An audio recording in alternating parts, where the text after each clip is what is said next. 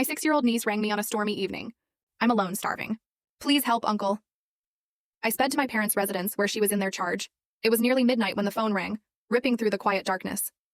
My wife and son were asleep, and I had no idea that on the other end, my 6-year-old niece, Zoe, was about to whisper words that would shatter my entire world. Uncle, they've locked me up. I'm so scared. Then the line went dead. Can you even imagine that kind of terror? Panic hit me like a physical blow.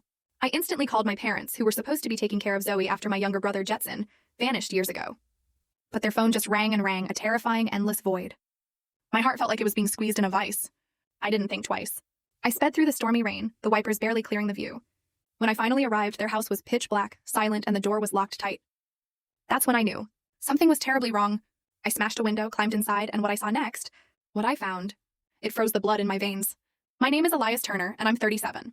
I live in a small town in Kentucky called Bowling Green. Up until that night, my life was pretty ordinary.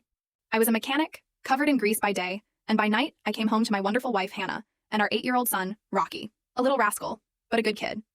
We had this cozy wooden house with a big backyard where Rocky could kick his soccer ball and Hannah could grow her vegetables. Every morning, I'd wake up early, brew coffee, kiss them goodbye, and dive into another day of clanging metal. It wasn't a wealthy life, but it was stable, fulfilling. Or so I thought, until that night when everything fell apart. But to truly understand the nightmare Zoe went through, I need to take you back in time.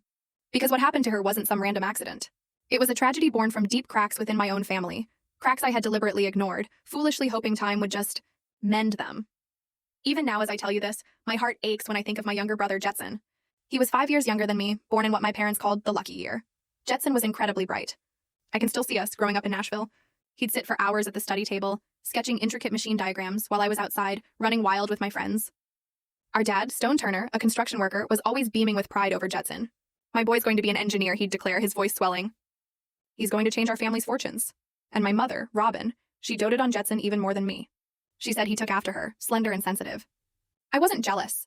Jetson was my little brother, my buddy. I loved him. We shared everything, from an old bike to all our teenage secrets. When I was 18, I left Nashville for Bowling Green to find work, and eventually married Hannah, a girl I'd known since high school. Jetson stayed, went to college, graduated top of his class as a mechanical engineer. He married Mia, a beautiful, gentle woman, and, full story video added in below,